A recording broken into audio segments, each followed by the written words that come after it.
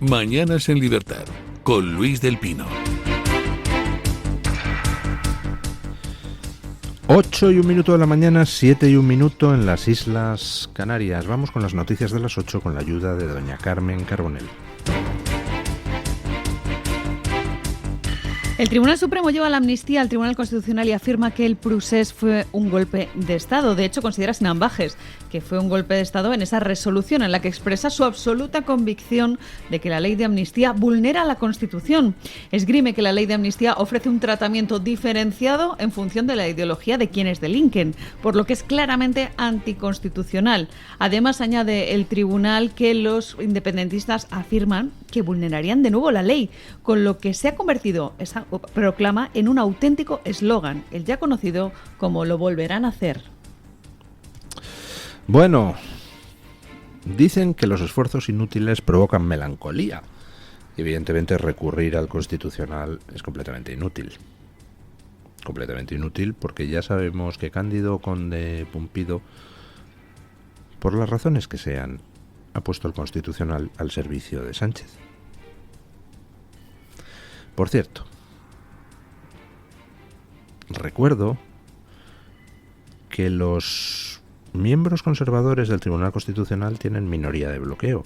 El Tribunal Constitucional no puede tomar ninguna resolución si no acuden a las reuniones los 4 miembros conservadores del tribunal. Ahora se va a elegir a un 5º miembro también teóricamente conservador. Y digo teóricamente porque como el PP está tan acostumbrado nos tiene tan acostumbrados a nombrar miembros en el Tribunal Constitucional que luego terminan votando con los que el PSOE ha nombrado, pues yo ya no sé nada ni me sorprendería nada. Pero en teoría, con 4 o con 5 miembros conservadores en el Tribunal Constitucional, la parte conservadora tiene minoría de bloqueo. No se pueden tomar resoluciones si no acuden a los plenos. Lo recuerdo por si alguien no es consciente de que, por tanto, existe la posibilidad de bloquear indefinidamente cualquier resolución abiertamente inconstitucional del Tribunal Constitucional. Pero bueno, el Supremo lleva la amnistía al Constitucional, que por supuesto el Constitucional dirá que es perfectamente constitucional y que incluso se ha quedado Sánchez corto a la hora de dar privilegios a los separatistas golpistas y que debería haberlos premiado más. Cándido Conde Pumpido hará lo que le diga Sánchez. Esfuerzo inútil. Provocará melancolía. Pero por otro lado, pues hombre, algo hay que hacer, ¿no? Sí, realmente algo habría que hacer. Por ejemplo, pues salir a la calle. Por ejemplo, pues no sé, afear a determinados partidos que lleguen a acuerdos con este Sánchez que indulta a golpistas. Algo hay que hacer, sí. Bueno, tampoco vamos a criticar al Supremo porque, bueno, mande al Tribunal Constitucional esto, pero vamos, no va a servir para absolutamente nada. Lo más significativo de ese oficio al Constitucional es que se utilice por primera vez el término golpista, que se utiliza además en 7 ocasiones dentro del escrito. En la sentencia sobre los hechos de octubre de 2017 no se llegó a utilizar ese término en ningún momento. Ahora sí. Bueno, me alegra que se use el término correcto para designar lo que efectivamente fue un golpe de Estado. Lo que pasa, llegan tan tardes las cosas en este país, ¿verdad? Ojalá el Supremo en su día hubiera utilizado este término cuando se juzgaron los hechos de 2017. Ojalá el Supremo pues hubiera cumplido con su deber y hubiera calificado como rebelión lo que era una rebelión. Pero ya saben ustedes que Marchena, a quien Dios confunda, pues decidió que rebelión era muy duro y lo bajó a sedición. Así nos va. Entre lo que hacen los malos, lo que hacen a medias los buenos, lo que dejan de hacer los buenos, los cerdeos de los buenos, pues estamos como estamos. En fin, ¿cuánto en España es mero teatro? Pues oiga, viendo ciertas noticias, uno sospecha que casi todo. Escuchen. Nueva acción de falsa bandera dentro del independentismo catalán. El famoso muñeco ahorcado de Junqueras también partió del seno de Esquerra Republicana, después de que esta misma semana Ernest Maragall, el hermano del que fuera alcalde de Barcelona, haya dimitido al conocer que desde su propio partido habían colgado carteles injuriosos en campaña electoral, haciendo alusión al Alzheimer. Hoy sabemos que también el muñeco colgado de un puente se ideó desde Esquerra Republicana. Esa figura se colocó en Sant Vicent de Sorts, la localidad de residencia de Junqueras, en el Bajo Llobregat, en el año 2019, en vísperas de las elecciones al Parlamento Europeo. En él se podía leer: Junqueras, púdrete en la cárcel, y además llevaba las siglas de Esquerra Republicana en la barriga. Pues bien, según las informaciones, se trató de un acto organizado de los propios miembros de Esquerra Republicana, por lo que se cree que podría ser o una operación de falsa bandera o bien un ataque que escenifica el enfrentamiento existente dentro del partido. Bueno, estamos sabiendo muchas cosas sobre ERC y sobre las operaciones de falsa bandera, las operaciones propagandísticas. Hemos sabido que los carteles asquerosos donde aparecía la cara de los dos hermanos Maragall con un texto que decía "fuera el Alzheimer de Barcelona", pues en realidad no era ningún ataque de los oponentes políticos de Esquerra contra Esquerra, sino que lo había hecho la propia Esquerra para victimizarse. Fíjate cómo nos atacan nuestros oponentes, qué asquerosos, usando el Alzheimer de Pascual Maragall y tal. Ahora resulta que el muñeco representando a Oriol Junqueras, que apareció en el pueblo de Oriol Junqueras en 2019, que apareció ahorcado de un puente en mayo de 2019, pues resulta que lo habrían hecho no los españolistas, a quienes culparon los de ERC, sino los propios de ERC, de nuevo para victimizarse y echar la culpa a otros de lo que habían hecho ellos mismos. ¿Cuántas otras operaciones de este tipo ha habido en España? Los sobrecitos con balas que decía Pablo Iglesias que había recibido, por ejemplo. La navajita esa que decía, me parece que era María Jesús Montero, ¿no? Maroto, si no me equivoco. Ah, no, era Maroto, Reyes Maroto, que había candidata... recibido. Sí. La pintada aquella de Coleta Rata. ¿Quién hizo esas cosas? ¿Era también algún comando de desinformación como este que tenía Esquerra Republicana de Cataluña? Quizá tenía Podemos o el PSOE, algún comando de desinformación igual. ¿Por qué estamos sabiendo ahora todo esto? Pues porque, en fin, aparte de mafiosos y de manipuladores y de golpistas y de ladrones, encima son cutres, ¿no? Entonces resulta que la operación aquella de los carteles con la imagen de los hermanos Maragall y el texto "fuera el Alzheimer de Barcelona", pues la pone en marcha ese comando de desinformación que tenía internamente el Departamento de Comunicación de Esquerra Republicana de Cataluña. Y entonces, pues uno se lo encarga uno y otro tal, y al final resulta que coge y el último de la cadena debió de decir: ¡puf, qué trabajo esto de ir a colgar los carteles!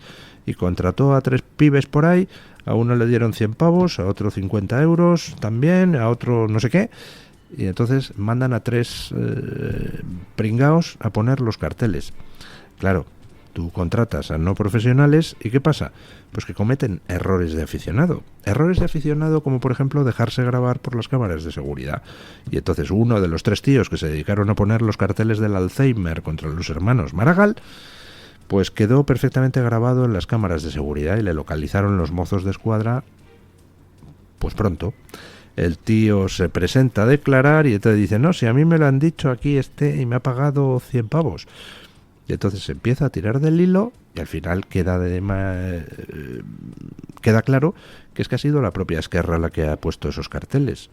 Y entonces dentro de Esquerra se desata el pánico y dicen: hay que echarle la culpa a alguien, hay que establecer un cortafuegos. Y entonces empiezan ahí pues a ver a quién se lo echan. Y claro, como son todos mafiosos, pues resulta que se graban unos a otros las conversaciones. Y al final Resulta que a uno del departamento de comunicación le querían colgar todo el marrón. Y este del departamento de comunicación dice que a mí me vais a colgar el marrón. Toma, pum. Y empieza a filtrar audios de las reuniones que él había grabado donde se había hablado de estas cosas. Y entonces empieza la guerra abierta entre Esquerra Republicana y el tío este al que le pretenden colgar el marrón. Y el tío este al que le pretenden colgar el marrón, pues ha desatado una bronca interna brutal y están empezando a salir todos los trapitos sucios. ¡Ay, qué bonito! Resulta que era Esquerra quien puso el muñegote de Oriol Junqueras ahorcado de un puente para victimizarse, y con una pintada en castellano al lado, Junqueras, púdrete en la cárcel, para que se viera que eran los españolistas los que odiosos. Y son ellos mismos los que se dedican a manipular, a robar, a dar golpes de Estado. Los que son capaces de hacer operaciones de falsa bandera para culpar a los demás, cuando ellos son los propagadores del odio. Ellos viven por y para el odio, y viven muy bien, porque se dedican a saquear el presupuesto público en Cataluña y a oprimir a los catalanes y reírse de los restantes españoles. Sois manipuladores, sois tramposos, sois gentucilla asquerosa. Abrimos ahora la página de información internacional contándoles que el presidente norteamericano Joe Biden explica por qué se ha apartado de la carrera a la Casa Blanca en un discurso televisado a la nación. Biden dice que se va a dedicar de pleno a lo que queda de mandato en favor de los ciudadanos estadounidenses. En los próximos 6 meses estaré centrado en hacer mi trabajo como presidente, y eso implica trabajar para mejorar la vida de las familias trabajadoras, favorecer el crecimiento económico, continuar defendiendo las libertades individuales, la libertad de expresión, el derecho a decidir, combatiendo los extremismos y dejando claro que no hay ni lugar en América para la violencia política. El breve discurso de apenas 10 minutos estuvo repleto de referencias históricas a los padres de la patria. Se trata del primer mensaje que dirige Biden a la nación después de que el domingo pasado anunciara su renuncia como candidato demócrata a la Casa Blanca. Bueno, pues ya hemos tenido el discurso de Biden diciendo, bueno, pues que dimite para salvar la democracia. ¿Para salvar la democracia de quién? Porque estamos en una precampaña electoral donde se ha producido un intento de asesinato, pero precisamente de su oponente político. Señor Biden, ¿quién está atentando contra la democracia? ¿Quién es un peligro contra la democracia? El peligro son ustedes. Por acción o por omisión, alguien ha intentado asesinar a Donald Trump. Por acción o por omisión, ustedes son responsables. Porque de usted depende el servicio secreto que tenía la obligación de proteger la vida de Trump y que ha tenido, en palabras de la propia directora del servicio secreto, ya dimitida, el peor fallo de seguridad de toda su historia. Seguimos sin tener todos los datos, y mientras no los tengamos, me temo que queda la sospecha de si alguien dejó hacer al que intentó asesinar a Donald Trump, porque los fallos son tan clamorosos que resulta difícil de creer que el que se supone es el mejor servicio secreto del mundo pues haya cometido este terrible error. Por tanto, ¿quién es una amenaza para la democracia? ¿Trump? ¿O los que están dispuestos incluso a asesinar a Trump? Yo creo que está clara la respuesta, ¿no? La imagen que dio Biden en su comparecencia televisiva pues fue una imagen frágil, y ahora mismo dentro del Partido Demócrata pues la situación es un tanto extraña. Es una situación un tanto extraña porque no se ha nominado oficialmente a nadie como sustituto de Biden en la candidatura para la presidencia. Kamala Harris está actuando de facto, pero nadie la ha nominado. y se están traspasando los fondos recaudados para Biden a Kamala Harris sin que a Kamala Harris la haya nominado nadie. Yo no sé qué cobertura legal hay para ese tipo de cosas, pero se están produciendo acciones que todavía no tienen como soporte ninguna nominación oficial de Kamala Harris. Y de hecho, si uno lee la prensa progre americana, pues aunque hay algunos intentando provocar un sentimiento de entusiasmo hacia Kamala Harris, pues hay otros comentaristas progres, hay otros donantes progres, hay otros políticos progres que dicen que no es la mejor candidata y pidiendo que sea la convención demócrata quien elija un candidato. Por otro lado, quienes quieren forzar el tema para nominar a Kamala Harris, parece que están dispuestos a, la semana de antes de que comience la convención demócrata, pues tomar la decisión, el Comité Nacional Demócrata, es decir, la cúpula del partido, sin consultar a las bases, de nominarla. Bueno, pues, en fin, como método democrático, no parece muy apropiado para designar al candidato. Obama sigue sin respaldar a Kamala Harris, e independientemente de lo que la cúpula demócrata decida antes de llegar a la convención, pues los delegados en la convención pueden decir, perdón, el candidato lo nominamos nosotros. Vamos a ver qué es lo que pasa en esa convención nacional demócrata, pero desde luego esta especie de golpe de mano para intentar que Harris sea la candidata sí o sí, pues no parece democráticamente muy presentable y tampoco deja muy tranquilos a todos los demócratas, porque es que Kamala Harris no es precisamente la candidata mejor para batir a Trump. De hecho, si nos vamos a las primarias demócratas del año 2020, Kamala Harris pues estuvo, situada en la cola de la cola. Me parece que había, no sé si tenía la aprobación del 3% de los votantes demócratas. Por delante de ella había un montón de candidatos con más tirón. Bueno, vamos a ver en qué termina todo esto. El primer ministro israelí Benjamín Netanyahu está de visita en Estados Unidos, donde pronunció un discurso ante el Congreso norteamericano para agradecer el apoyo de su aliado histórico en la guerra contra Hamás. Netanyahu defendió esta guerra que describió como un choque entre la barbarie y la civilización. El mandatario volvió a pedir más ayudas para acabar con el grupo terrorista Hamás y confirmó que no tienen intención de ocupar Gaza, pero sí de imponer un cerco de control militar. También arremetió contra los manifestantes que se reunieron fuera del Congreso para protestar contra Israel, a quienes llamó de idiotas útiles financiados por Irán. Está previsto que Netanyahu se reúna con Donald Trump en Florida en las próximas horas, después de visitar antes a Joe Biden y a Kamala Harris en la Casa Blanca. Bueno, ayer resulta que Netanyahu hablaba delante del Congreso y el Senado reunidos en sesión conjunta. Una parte del Partido Demócrata boicoteó su discurso y no asistió. Hubo algún demócrata que asistió y exhibió carteles donde se le llamaba a Netanyahu criminal de guerra. Hubo un asalto a la sede del Congreso por parte de unos 200 manifestantes pro-palestinos.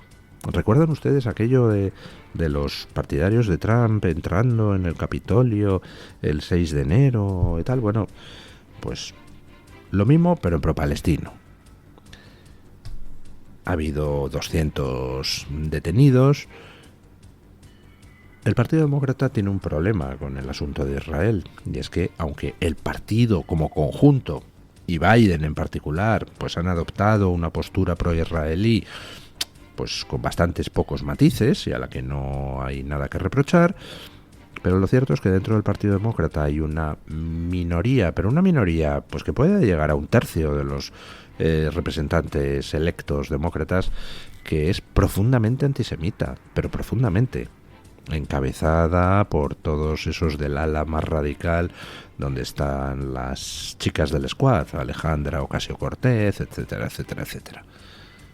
Y Kamala Harris, pues me temo que está más en este segundo lado que en el primero.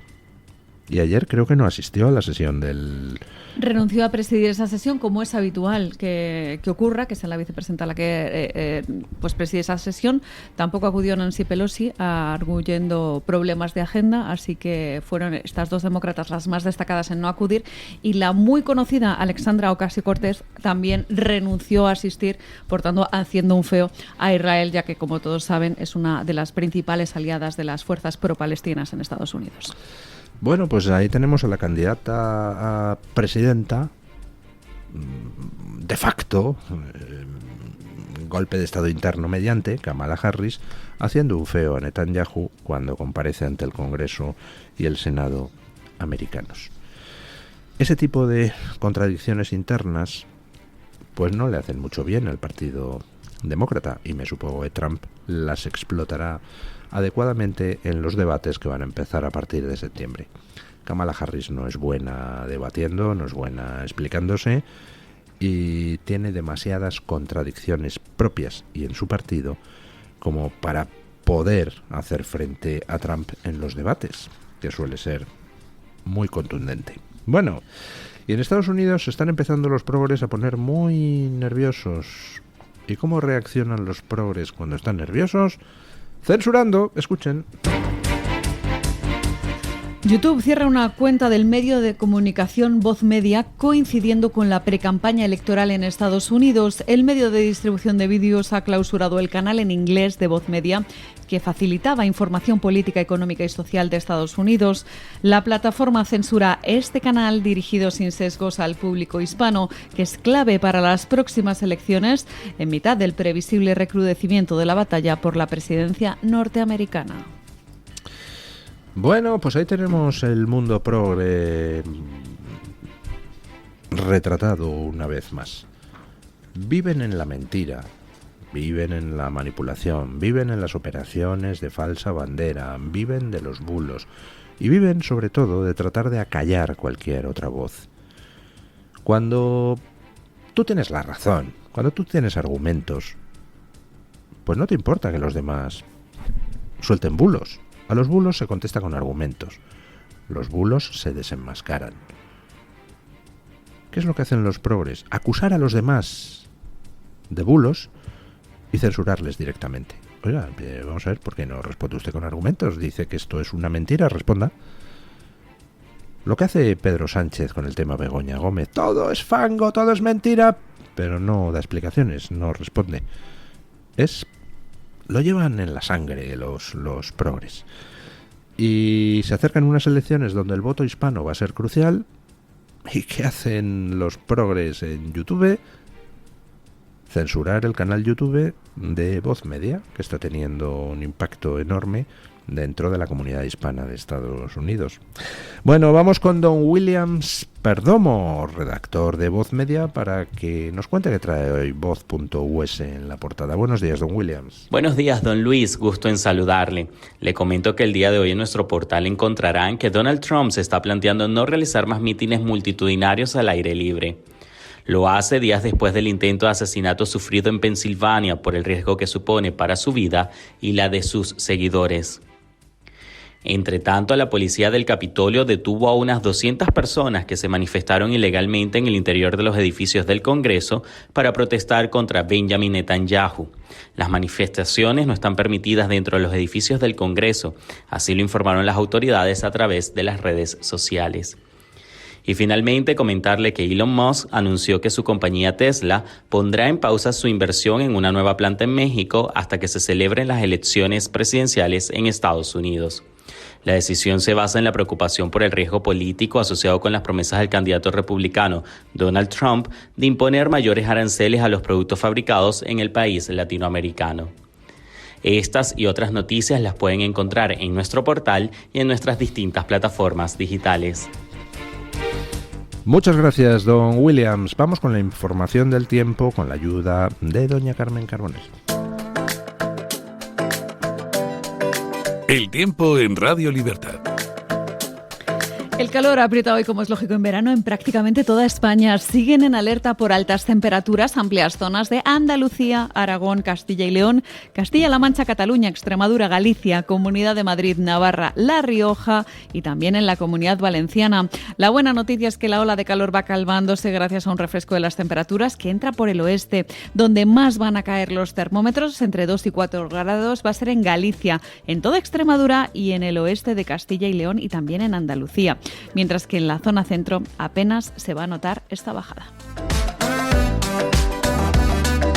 Tu voz, tu libertad, tu radio. Radio Libertad.